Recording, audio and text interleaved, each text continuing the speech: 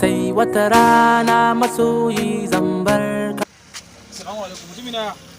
Allah na jefar da wayata dan taimaka da Allah dan kira mita. Yanzu na yanzu da Allah dan taimaka samu 081 679 2 081 67 07 71 79 to da Allah kira mu sauri a zamanin nan ba kowa ba zai tsinci waya dai Allah tsananta rabu.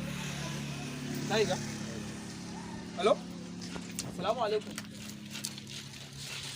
Alhaji da Allah mun jefar da wannan wayan ne da nace ni na tsince ta ya za a yi ne kana ina dan Allah kana ina ga mun kana Allah tsananta rabu. dama wallahi jira nake ka kira ni dama charger nake so da kwallon ka kawo mini ka sai yanzu waya in ba charger ta ba kai original kasa ba ta caji wallahi dan Allah dan annabi ka taimaka waya 32,000 dan Allah